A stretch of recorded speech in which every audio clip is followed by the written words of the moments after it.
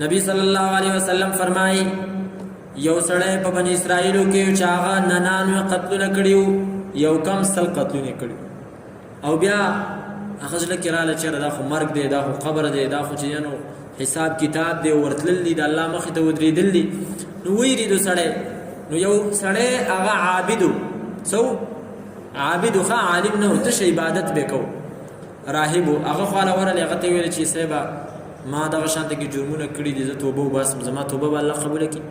هغه ته ویل ستا توبه الله تعالی نه قبلوي، توبه دې نه قبلېږي. بس هغه تیاره توره وه، ویل ځه 99 خو اسیم دې راشه چې په تا باندې چې دی نو څه کړمه سل کړم، هغه چې دی نو مړ کړو. او د هغې نه وروستو چې دی نو بیا چا ورته بل کس وروښودو چې لاړ شه د هغه خواله عالم دی په پلانکۍ ځمکه کې، او هلته به چې دی نو د هغه نه ته تپوس وکړي تاله به چې څه فتوه درکړي. دا کس لاړی او د هغه نه تپوس وکړو زما داسې جرمونه دي، آیا الله تعالی به زما توبه قبلوي؟ نو هغه ورته وویل چې ولې نه قبلوي؟ دا تا ته چا ویلي چې ستا او د الله په ستا او د توبې په منځ کې رکاوټ شته دی؟ هېڅ رکاوټ نشته دی، بس توبه وباسه. خدای ورته وفرمایل چې دا چې ته کوم کلي کې اوسېږي نو دا کلی چې دی په دې کې ګنده خلک د ګناه والا خلک دی پکې، ته داسې چل وکړه پلانکي ځمکې کې چې دی نو یو سړی خلک اوسېږي په پلانکي کلي کې او هغه ټول نیکان خلک دی، ته لاړ شه هلته. بس دا روان شو هغه ځای ته، په منځ کې د مرګ فرشتې رالې او دا یې چې دی نو څه کړو ساه یې ترې واخیست.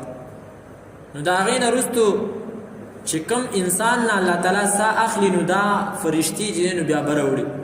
نو که نیک سړی نو د هغه روح هغه د رحمت فرشتې وړي، او که چېرته بد سړی نو د هغه د عذاب فرشتې وړي.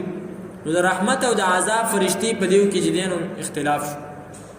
ځنو ویل توبه ایستلې ده، د رحمت والا وویل موږ به د روح وړو، او د عذاب والا وویل چې توبه ایستلې ده خو انه لم یعمل عملا قط، څه د خیر کار خو نه دی کړی اوسه پورې، خو د دې یوه نیکي هم نشته دی، څنګه چې دی نو تاسو وړئ.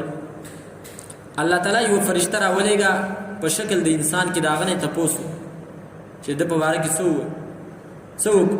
نو هغه ویلې هغه هم فرشته و الله تعالی رالېږلی چې تاسو دا فاصله کچ کوي چې د دې کوم کلي نه دا راوتلی دی دا دې ته نږدې دی او که نه چې کوم کلي طرف ته ځي هغې ته نږدې. چې کله یې هغه کچ کړه نو دا هغه ځای ته نږدې و چې کوم کلي طرف ته تلو. نو الله تعالی د رحمت فرشتو ته دا حکم وکړو چې تاسو د ده دا روح آسمان ته بوځئ. نو او د هغه توبې څه کړله قبوله کړه. و دې ته وګوره 100 قتلونه یې کړي دي که نه، یو یې پکې هغه راهب هم ور اضافه کړی بنډل یې پوره.